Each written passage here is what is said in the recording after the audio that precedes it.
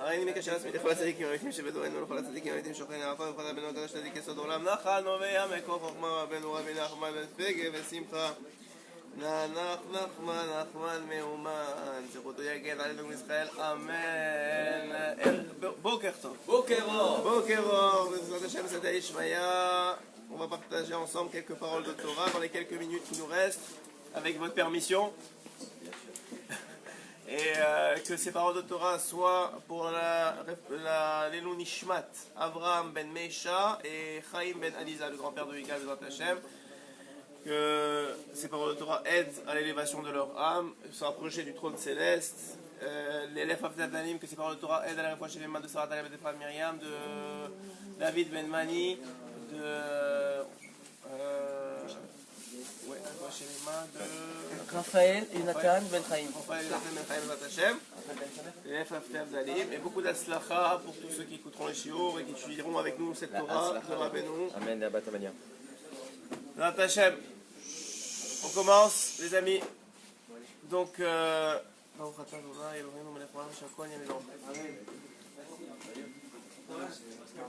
va voir ensemble, un peu dans la continuation de ce qu'on a fait hier, on va voir ensemble aujourd'hui ce que la paracha a à nous apprendre, à nous apporter. Vous savez que les parachas de Bereshit, c'est ce qu'on appelle Sefer Yesharim. C'est un livre bien sûr de Torah, donc beaucoup d'enseignements. Et surtout un livre aussi de Moussar, d'enseignement de comment se comporter, de comment agir. Et on voit que dans la paracha de la semaine, il y a évidemment beaucoup d'enseignements qui sont à notre portée. On va essayer quelques-uns d'approfondir avec l'aide d'Akadosh Baruch Hu. Le premier enseignement qu'on voit dans la paracha, c'est évidemment la naissance des deux nations, de la nation de Yaakov et de la nation de Esav, qui a priori, on a l'air que tout les oppose, puisque premièrement, dans même la naissance, on sait que lorsque Rivka a quitté Lavan, il lui avait donné une bracha. Hachem ne voulait pas qu'on dise que Rivka va naître grâce à la bracha de son frère Racha. Donc il avait fait en sorte qu'elle soit stérile. Et sa stérilité va prendre beaucoup de temps à se décanter, puisque Rashi nous explique qu'elle arrive à 3 ans chez Yitzhak. Il attend jusqu'à qu'il ait l'âge de 13 ans, l'âge de procréer pour la marier. Et ils vont avoir 10 ans d'attente avant que enfin les enfants arrivent. On a vu ça dans... Donc il a eu à 50 ans? Non, il a eu à 40. 37... Hein? 47. Pas 47. 37 plus 3 plus 10. 37 plus 3 plus 10. Ouais, c'est vrai. 37 plus 3 plus 10. Pourquoi Rashi? Comment réfléchir? C'est marié à 37 ans. Ouais, 37 plus 3 plus 10. Vous avez raison, c'est vrai. ans. Non, 30 plus 3 plus 10 plus 20. Il avait 60 ans. Là, ça, 50 ans, il me tournait pas dans la tête. Il avait 60 ans. Ce que Rashi explique. 37 plus 3 plus 10 plus 20. Il avait 60 ans. Et Rashi tout de suite nous dit que, effectivement, comme on l'a vu hier, la seule solution dans ces cas-là, c'est de tourner vers Akadosh Baruch Hu et de prier. C'est ce qu'ont fait Yitzhak et Rivka. Et une très jolie tournure de phrase nous apprend que Hachem a répondu à Yitzhak et pas à Rivka. Comment c'est écrit?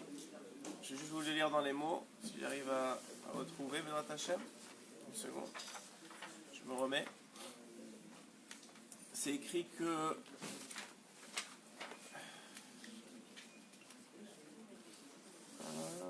excusez-moi. Pourquoi je ne le retrouve pas? Voilà. Vayeater lo Hashem vatar Rivka ishto. Hachem il se laissa implorer on parle ici de Yitzhak, par la prière de Yitzhak, et Rivka, sa femme, elle est tombée enceinte. Rashi, si on voit Rashi tout de suite, quelque chose de très simple, mais très beau aussi. Pourquoi c'est écrit il se laissa implorer? Quand Hachem il n'accepte pas les filotes, ils doivent se laisser implorer ou pas pour accepter les filotes. Lo velola, pour t'apprendre, nous dit la Torah, qu'il a répondu à sa prière et pas la prière de Rivka qui elle aussi priait. Pourquoi? Chez En Doma Tefilat Tzadik Ben Racha, et Tefilat Tzadik Ben Tzadik, dit Rashi. Parce que n'est pas comparable la prière d'un Tzadik qui est le fils d'un Tzadik que celui d'un tzaddik qui est le fils d'un rachat. De là, on apprend, ce qu'on a un peu dit hier déjà, que dans la tfila, le pouvoir de la tfila dépend évidemment de qui on est, mais de qui est notre père, de qui est notre grand-père, de qui est notre arrière-grand-père, qui est notre arrière-arrière-grand-père.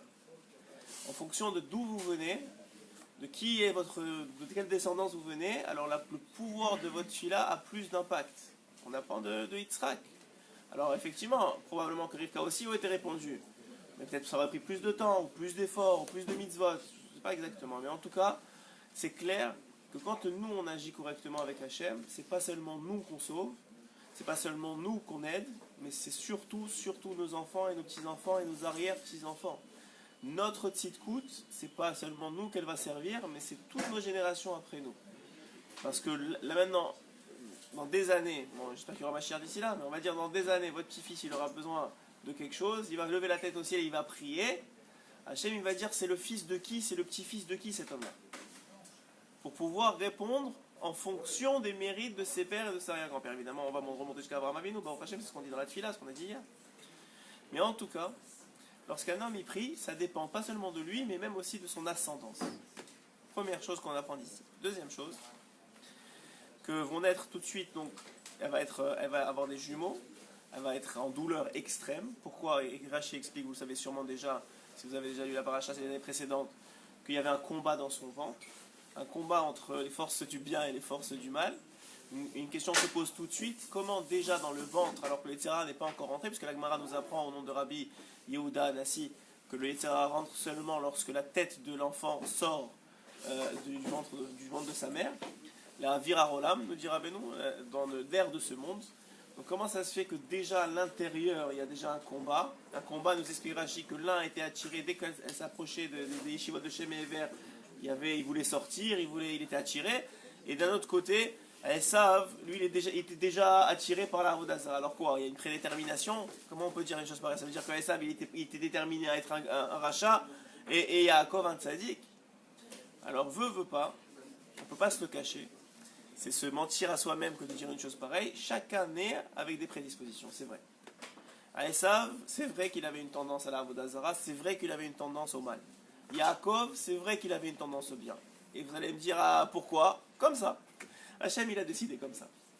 Maintenant, nous explique Rabbi Nathan, dans l'écouter à la Chot, c'est pas parce qu'un homme il est prédisposé que c'est impossible pour lui de changer. Au contraire, si Hachem, c'est pas parce qu'il a prédisposé Esav à avoir des tendances au mal qu'il attendait de lui qu'il soit mauvais. Bien au contraire. Et plus que ça, nous dit Rabbi Nathan, Esav, s'il avait réussi à contrôler son mauvais penchant et ne pas être aussi tzaddik que Yaakov, moins tzaddik que Yaakov, il aurait été considéré par Hachem plus tzaddik que Yaakov. Comment c'est possible une chose pareille? Parce que puisqu'il avait fait plus de chemin, c'était plus difficile pour lui d'être à un niveau de tzidkout, comment on dit tzidkout en français? De justice, mais justice c'est pas une bonne explication, c'est de sainteté on va dire. À un niveau de sainteté qui c'était plus difficile pour lui d'avoir ce combat-là. Et comme on sait dans la Mishnah, c'est écrit les Fum Tsara Gra. C'est la plus petite Mishnah qu'on a dans les Mishnayot. C'est en fonction de l'effort, la récompense. Donc puisque l'effort de Esav était plus important à faire que l'effort de Yaakov, il aurait été plus récompensé et sa neshama venait d'un plus haut niveau. Ça aussi c'est un grand enseignement que Rabbi Nathan nous apprend. La neshama de Esav, malgré qu'elle avait une tendance au mal, son shoresh, sa source était plus haute que celle de Yaakov. Comment c'est possible? Comment c'est possible une telle chose? Alors, je pense que je vous ai déjà dit ça, mais je vous le redis si vous ne l'avez pas entendu.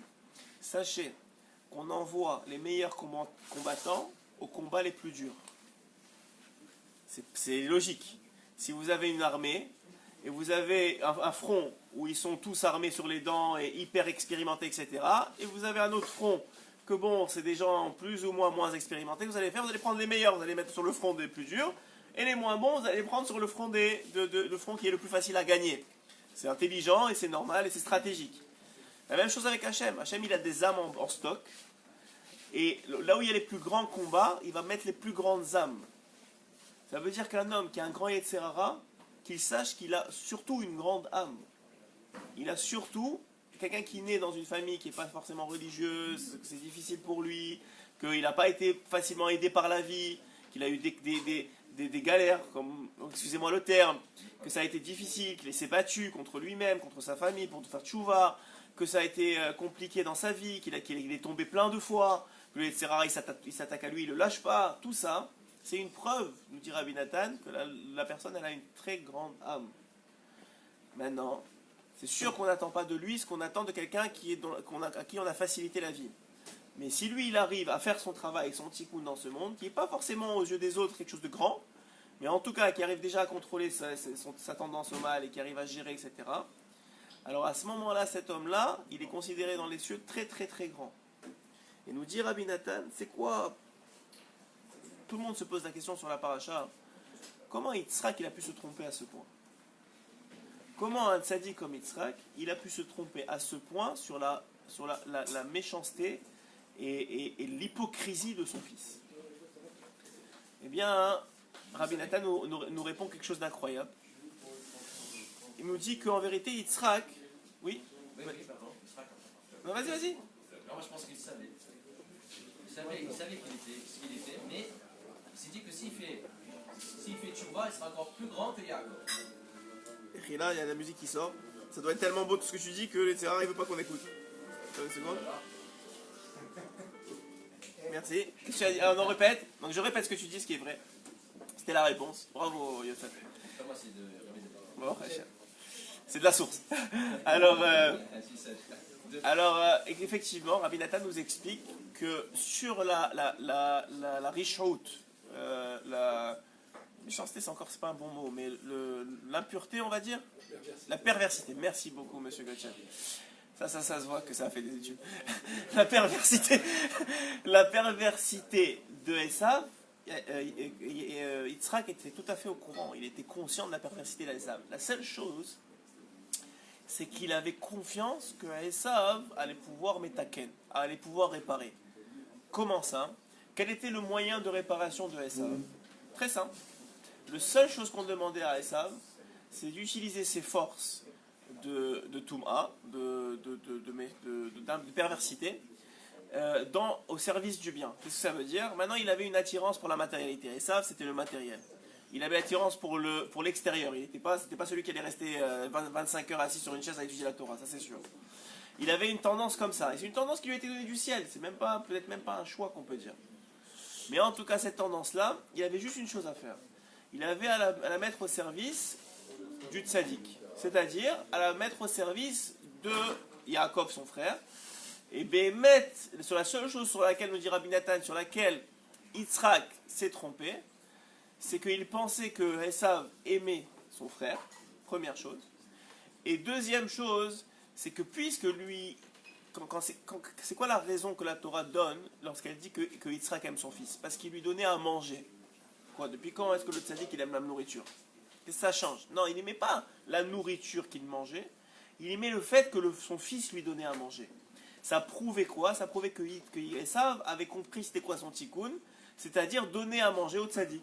S'occuper de l'autre, comme celui qui va travailler pour donner son maraser à celui qui étudie la Torah. Comme Issachar et Zebulun. Exactement, c'est exactement ce que dit Rashi, comme Issachar et Zebulun. Rashi il dit, on a vu que ça a marché chez Issachar et Zebulun. Et Yitzhak a vu que le tikkun de ses deux enfants, c'était ça, c'était de faire Issachar et Zebulun à ce niveau-là.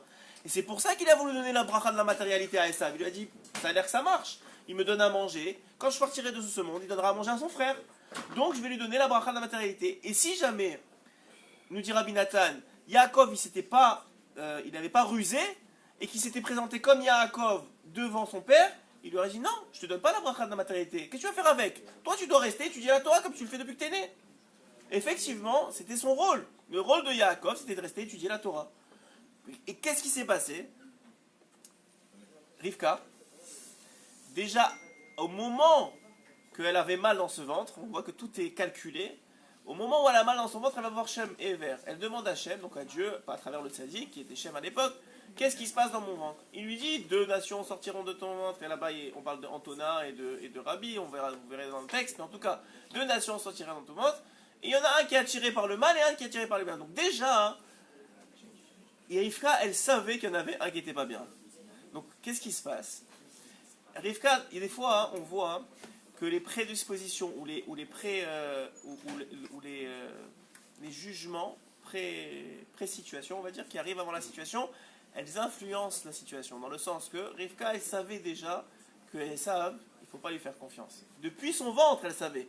Donc c'était une question de temps, hein, même si les 13 premières années, la preuve c'est qu'Abraham est encore vivant, et pourquoi l'histoire qu'on va voir dans la paracha, qu'il va lui donner à manger, c'était le jour de la mort d'Abraham, il a fait des lentilles. Et pourquoi Rachid dit qu'il est mort à ce jour-là? Parce qu'il venait d'avoir la majorité et Esav commence à se dévoiler en tant que personne mauvaise, et que Hachem avait promis à Abraham de ne pas lui montrer dans sa descendance des gens qui étaient rachats. Donc on voit de là que jusque-là, il a très bien joué le jeu, même devant Abraham. Esav. On ne voyait pas de différence entre les deux comportements. Vas-y, Abraham. On voit quand même que c'est compliqué, c'est quand même dur parce que Esav il a grandi comme dans une maison où il y a Yitzhak et Rivka. Ouais. Ils n'ont pas réussi à changer. Non. Comment tu dis qu'on change nous-mêmes? Hein? Nous on n'est pas nés avec. Alors comment nous on peut changer les enfants? C'est ça que tu es en train de demander? Très bien. L'influence, forcément. Très bien. L'influence d'Yitzhak Bien sûr, du tzaddik. et ça n'a pas marché. C'est une très bonne question. On peut dire ça. Venez, on va essayer de répondre. Abraham, Ishmael aussi. Première chose qu'on voit, c'est que lorsque il a donné, lorsqu'on va voir dans la paracha que Yitzhak donne la bracha à Yaakov, ensuite Esav se présente et lui dit voilà, je t'ai apporté à manger, etc. Et là, Esav, je vais vous dire dans les mots, ça vaut la peine. Regardez comment la Torah nous parle. Elle nous dit la chose suivante. Elle nous dit voilà que. Une seconde. Elle nous dit voilà. Vayecherad Yitzhak, lorsque Yitzhak réalise qu'est-ce qu'il a fait. Vayecherad Yitzhak Harada Gedola. Il a été saisi d'une grande peur. Ad Meod. Vraiment très grande. Et Rashi nous dit pourquoi c'est écrit Ad Meod. Il nous dit parce qu'il a eu plus peur. Non, excusez-moi, pas Rashi, le Bereshit Rabbah, il dit parce qu'il a eu plus peur que quand il était sur la Akedat Yitzhak. Quand il était en train de se faire. Il a eu plus peur au moment où il a compris qui était vraiment son fils. C'est-à-dire, qu'est-ce qu'il avait fait? Il avait donné la bracha, donc c'était la montée d'Hachem qui avait donné la bracha à Yaakov. Donc, quand il a compris qu'il s'est trompé sur son fils, il a eu plus peur que quand il était en train de se faire égorger à la Akedat Yitzhak, nous dit le Midrash Rabbah. Qu'est-ce que ça veut dire? Ça veut dire que Yitzhak, il s'est trompé sur son fils. Il n'a pas accepté la réalité qui est la sienne. Donc il s'est comporté pas adapté à ce qu'il devait avoir. C'est-à-dire que, qu'est-ce qu'a fait Yitzhak? Esav, il avait besoin d'être remis en question. Et qu'est-ce qu'a fait Yitzhak? Il a vu en lui juste le côté positif. Ce qui est normalement ce qu'on demande. Ben nous dit, il faut voir chez l'enfant le côté positif, le motiver, lui dire qu'il va être quelqu'un de bien, ça devrait fonctionner.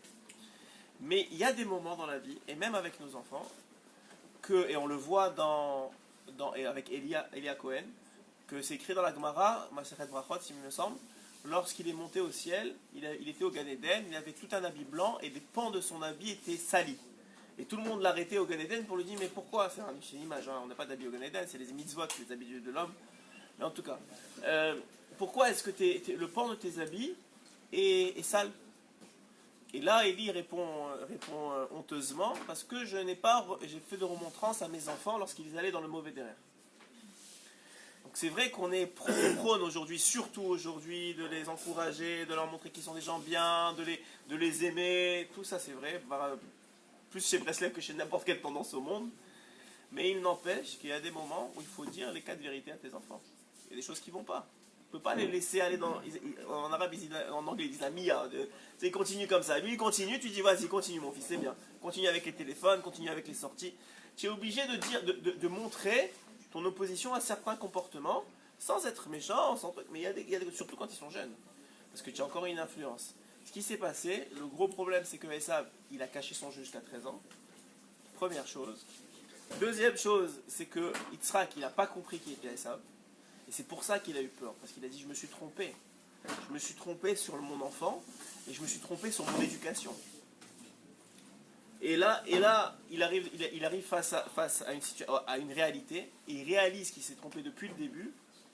Et là il a peur, et il s'écrit que les portes du Gehinam, ils se sont ouverts sur lui. Pourquoi?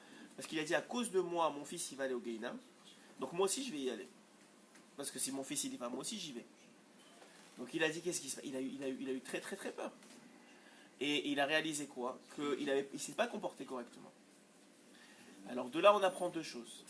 Première chose, c'est qu'est-ce qu'il aurait dû faire? Premièrement, il aurait dû remettre en question, c'est un sujet en soi, mais on va peut-être dévier dessus, ça vaut la peine. Premièrement, il aurait dû remettre en question son fils et le confronter face à la réalité. Deuxièmement, une fois qu'il l'avait confronté face à la réalité, nous dit Rabbeinu Akadosh, la meilleure façon d'éduquer un enfant, c'est évidemment par l'exemple. Tu me diras, Yitzhak, c'est le meilleur exemple du monde. Comment si tu nous dis que l'éducation dépend de l'exemple, et ça va peut devenir à Esav? Alors Rabbeinu, il fait un petit diouk, peut-être je vous ai dit une fois, c'est que le diouk dans l'éducation, c'est pas l'exemple qui compte, mais c'est le sentiment de l'exemple qui compte. Qu'est-ce que ça veut dire? Ça veut dire que l'enfant, ce qu'il va retenir, c'est pas l'exemple. Vous pouvez avoir 10 enfants, vous les amenez tous à la synagogue, ils voient que vous priez, et tous ils voient la même chose, ils voient que vous priez. Et il y en a, ils vont venir à la synagogue plus tard, il y en a qui ne viendront pas. Pourquoi? Parce qu'il y en a qui ont eu un sentiment positif du fait de venir à la synagogue, ils ont senti quelque chose, ils se sont sentis rassurés, ils se sont sentis bien, ils étaient contents ici. Et il y en a, je ne sais pas pourquoi, X ou Y raison, ils se sont fait taper à la synagogue, j'en sais rien, moi, qu'est-ce qui s'est passé pendant leur vie? Et ben eux, ils vont avoir un sentiment négatif de la synagogue. Prédisposition. Non, c'est pas une prédisposition, parce que la prédisposition, on parle de quelque chose comme Maïsta déjà dans le ventre. Là, on parle d'une vie, c'est-à-dire qu'est-ce que la vie vous a causé dans la vie. Donc il se passe quoi? Il se passe que l'enfant, il a un sentiment négatif de la situation, et puisqu'il a un sentiment négatif de l'exemple, il ne reproduira pas l'exemple, même si l'exemple est bon. Donc là, on voit quoi? Que Esav, il a vu que son hypocrisie marchait. Donc qu'est-ce qu'il a eu comme sentiment positif? Il a eu le sentiment positif que c'est bon d'être hypocrite, que ça marche d'être hypocrite. Donc en fait, par son comportement, le père, il a renforcé Esav dans son comportement de rachat. Lui, il croyait bien faire, mais en fait, puisque Esav, lui, il était tellement ramaille, il était tellement hypocrite, que quand il vient se présenter, il lui dit oui, est-ce qu'il faut faire le maaser sur le sel? Pourquoi? Pour lui montrer encore qu'il allait donner du maaser. Tout le tikkun de Esav, c'est quoi? C'est de s'occuper de son frère, donc c'est donner du maaser. Encore, on voit la même chose même dans les questions de Esav, on voit que même Esav, il avait compris qu'est-ce qu'il devait faire, mais il ne voulait pas. Et donc là, qu'est-ce qui se passe? Et au lieu de lui dire, mais qu'est-ce que tu me racontes? Tu fais l'hypocrite, ça suffit, réveille-toi. C'est pas comme ça qu'on arrive. Pas méchamment, mais avec amour, avec tendresse, ce que vous voulez. Mais en lui disant, c'est pas le bon derrière. Tu vois, où tu vas dans ça? Lui, il est rentré dans son jeu. Et il a dit, tu sais quoi, peut-être c'est vrai, il va y arriver. Mais pourquoi? Parce qu'il avait un amour pour son fils, qu'on a tous, pour nos enfants, qui des fois nous bloque la vision. La seule raison pourquoi Rivka, elle a réussi à voir, c'est parce qu'elle était déjà prédisposée avant la naissance à comprendre qu'il y en avait un qui n'était pas bien. Sinon, elle aussi, elle serait tombée dans le piège. Parce que tu aimes ton enfant, tu veux le voir bien, forcément. Et il faut le voir bien. Mais il y a des moments dans la vie où il faut faire face à la réalité. Que si l'enfant il n'est pas dans le derrière, tu es responsable de le recadrer. Hein? Rivka avait un préjugé négatif à l'égard des hommes. Oui, aussi, on peut dire ça comme ça.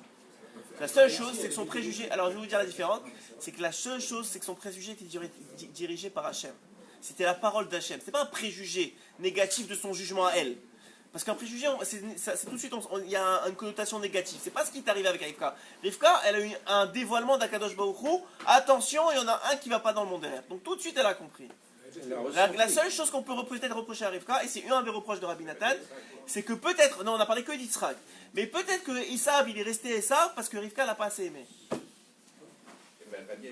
Hein? Elle n'a pas permis une bonne éducation. Elle n'a pas permis? Rivka. Oui. Elle n'a pas éduqué pour le bien. Elle n'a pas. Je comprends pas ce que vous dites. Elle n'a pas éduqué pour le bien. Ah. Elle a pu changer. Oui, elle aurait pu changer, vous dites. Très bien. C'est l'autre explication. C'est l'autre explication de Rabbi Nathan. Première explication, c'est ce qu'on a dit sur Yitzhak, qu'il a été trop comment on dit Trop cool. trop laxiste, voilà, trop cool, ouais, trop laxiste avec son fils. Deuxième explication, c'est que effectivement le préjugé de Rivka a amené Rivka à ne pas donner sa chance à Esav et à ne pas lui donner assez d'amour et de vision positive pour qu'il change. L'amour du mère, on sait, ça peut changer un homme du tout au tout. Hein? Elle lui a pas dit. Oui, non seulement elle lui a pas dit, peut-être parce que non, Rabbi Nathan il dit peut-être parce que elle savait qu'il n'allait pas écouter, donc elle ne voulait pas se mettre en conflit avec son mari. Première chose. Mais même à ça, on peut voir de ce côté-là que Rivka n'a pas essayé à aimer son fils. Alors évidemment, on parle de Rivka et de Yitzhak, c'est des tzadikim gmurim qui... On n'a pas le droit de parler d'eux tellement c'est proche, mais on va apprendre quelque chose de eux. C'est peut-être qu'on nous attend maintenant justement à nous. Quoi, Effectivement, mais on peut aussi dire que malheureusement dans un couple, ou heureusement, je ne sais pas, il y a toujours une compensation. Puisqu'elle a vu que son mari, il était tellement comme ça avec son fils, elle ne pouvait pas être non plus. Mais en vérité, elle aurait effectivement, peut-être, on peut dire, maintenant j'ai pas lu ça, mais on peut dire qu'elle aurait pu consulter son mari et dire écoute, il y a quelque chose qui ne va pas. Toi, tu deviens plus dur, moi je deviens plus gentil. Et on essaie d'équilibrer la sauce pour que ça marche.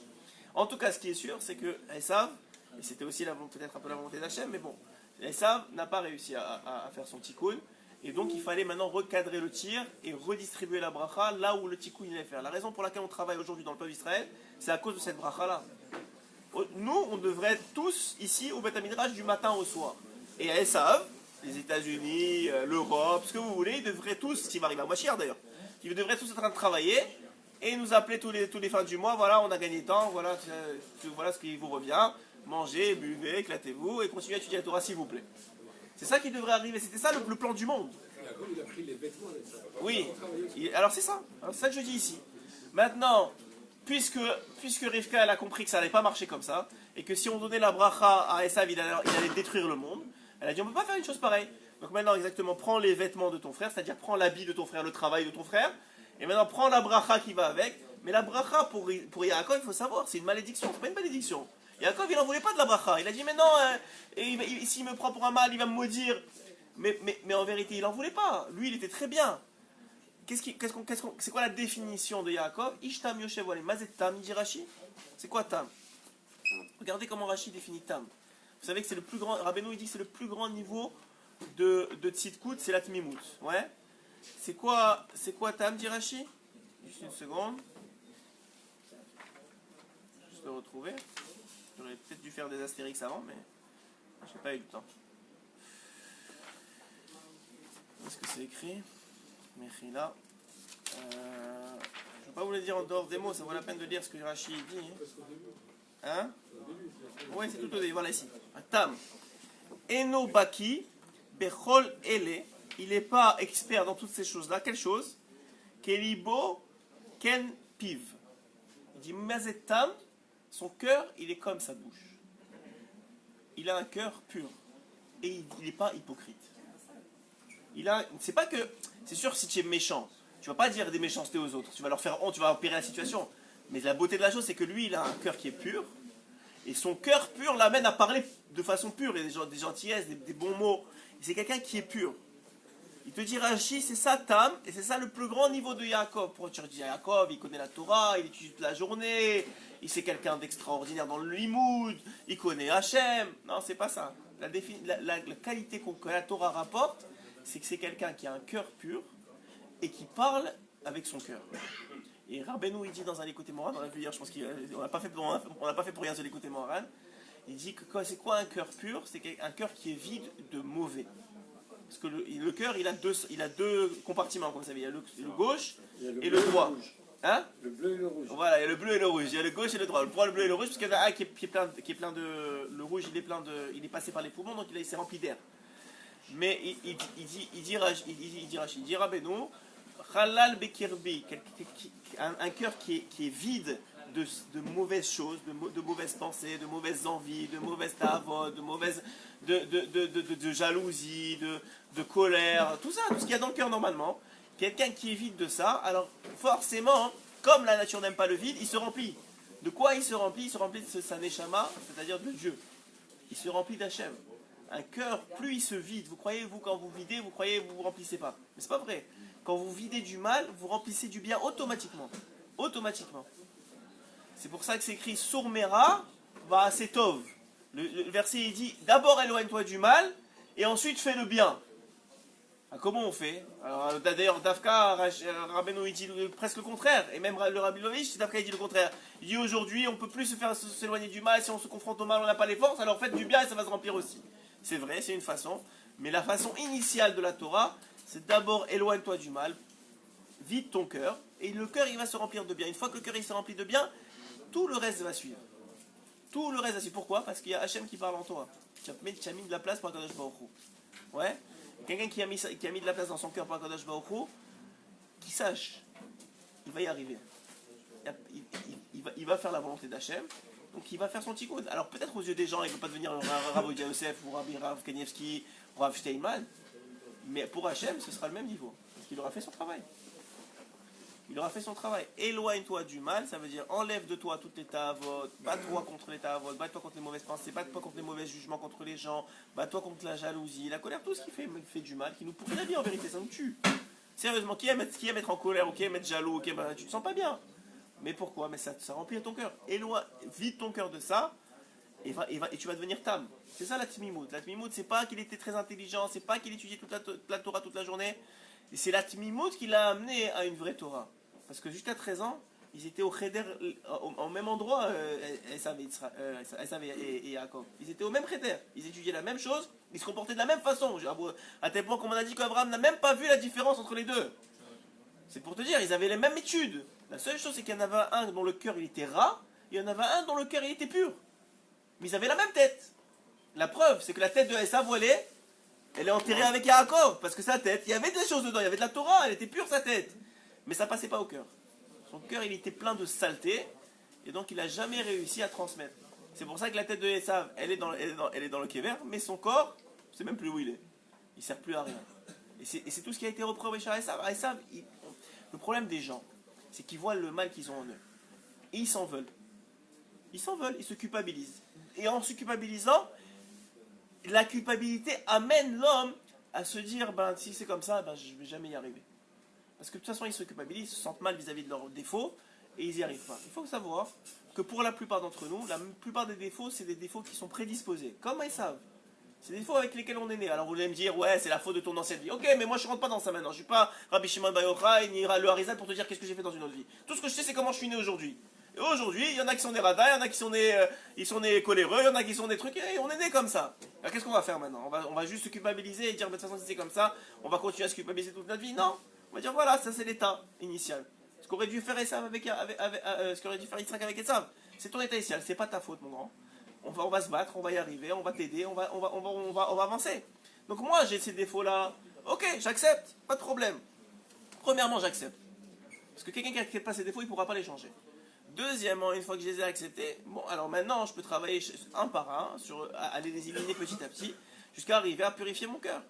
Et un homme qui fait ça, alors il arrivera à son tikkun, forcément. Il n'y a pas autre chose. Maintenant, maintenant, il y a des prédispositions qui sont celles, comme qu'on a dit qu'on est. Il y a des prédispositions de la vie. Quelqu'un a un enfant qui se fait taper à l'école, ou qui se fait taper à la synagogue, ou qui se fait taper par son maître. Moi, je connais un homme, qui aujourd'hui, bon, Hachem, il a fait tchouva, mais il a 70 ans. Et jusqu'à 50 ans, il a fait les 400 coups. Ses parents, ils étaient religieux. Il habitait au Maroc. Il allait au Cheder.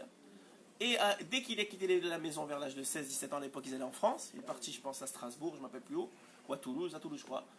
Et il a fait ça y est. Il a laissé la Torah, le Shabbat, truc, il a mangé dans le cachère, parti avec les goyes, tout ce que tu veux. Pendant 45-50 ans.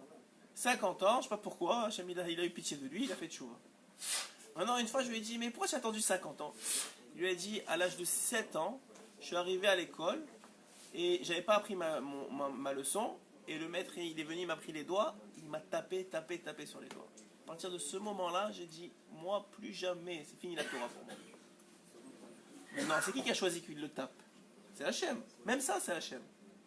Qui choisit les rencontres, les ivougim, qui fait les trucs? Même ça, c'est Hachem. Mais Hachem, il connaît. Et toi, tu vois pas la finalité. Mais lui, il sait que c'est bon pour ton tikkun. Maintenant, on sait pas, on comprend pas. Le gars, il se fait taper dans la rue, ou à la synagogue, ou par son maître, ou l'Oraléno, il comprend pas. Il dit pourquoi une chose pareille? Ou par ses parents, des fois. L'Oraléno, il y a des parents qui n'ont pas tellement de rachmanou, des fois. Moi, aujourd'hui, dans notre génération, c'est de moins en moins vrai. Soit parce qu'ils n'ont pas la force de taper, soit parce qu'ils sont plus, on est plus rachman. Hein? Ils ont compris que ça sert à rien. Voilà, parce qu'ils ont compris que ça sert à rien, exactement.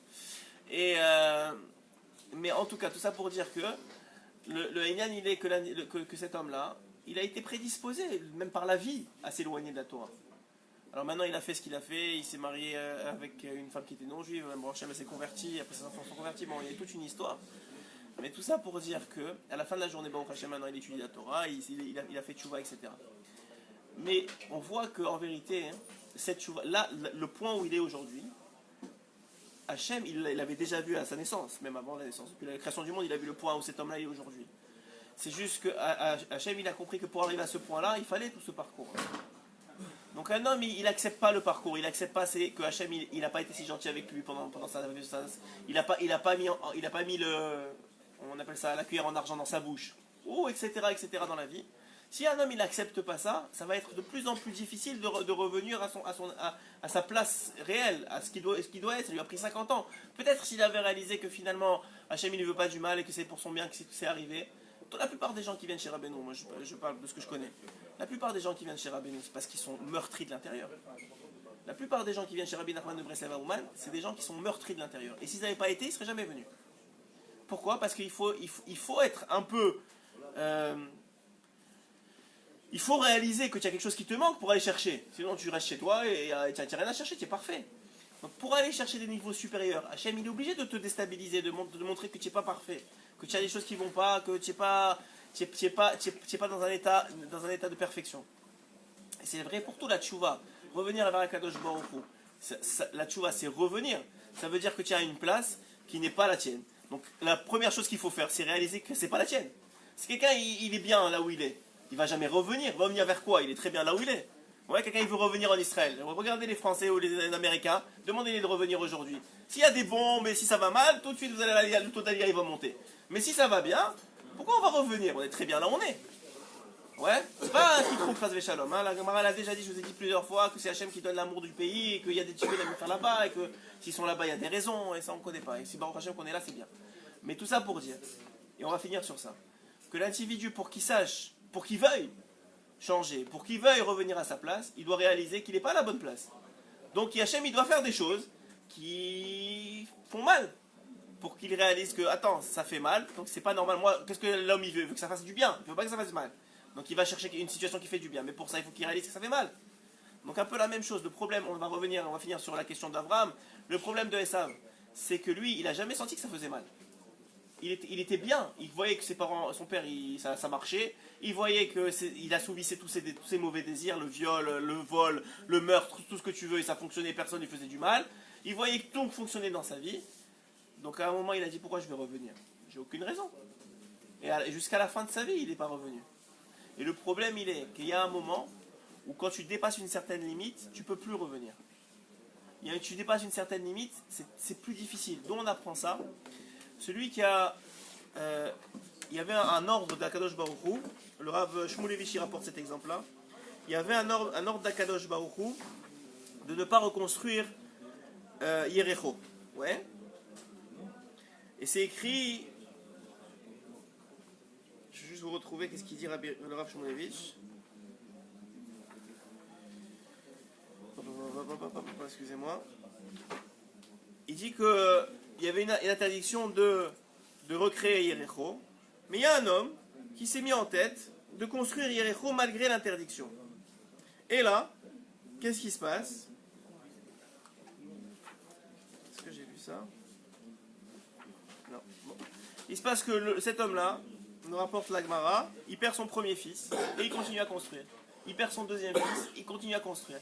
Il perd son troisième fils, il continue à construire. Il perd son quatrième, il continue à construire. Jusqu'au septième fils. Il a perdu 7 enfants et il ne s'est pas arrêté de construire. Pourquoi?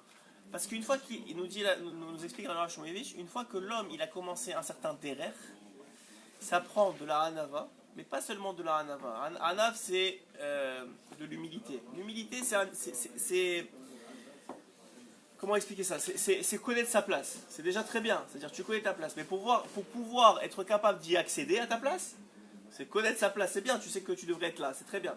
Mais pour pouvoir y accéder, il faut avoir une certaine chifloute, une certaine reconnaissance de écoute, c'est pas grave si je me suis trompé. Mais il y a des gens, quand ils sont dans un certain derrière, et tu le vois, on parlait hier qu'il a envoyé un shiur sur un groupe, et ils l'ont éclaté. Pourquoi tu mets un shiur de Torah sur ce groupe? Ça veut dire qu'il y a des gens que ça gêne tellement la Torah, que ça hérisse les poils quand ils voient de la Torah, ça vient les chercher. Mais c'est la parole d'Hachem, que ça ne va pas te faire de mal. Oui, mais je peux plus écouter. Il y a un niveau où ils ont dépassé, même écouter, c'est plus possible. C'est-à-dire qu'ils sont tellement dans un derrière dans leur vie, même s'ils veulent même pas entendre que peut-être ils ont tort. Parce que ça leur remettrait trop en question, et cet homme-là, il était prêt à perdre 7 fils pour pas entendre qu'il avait tort. Donc un homme, il doit évidemment d'un côté être capable de connaître sa place, et de l'autre côté, vouloir y accéder. Hazak ou Baruch.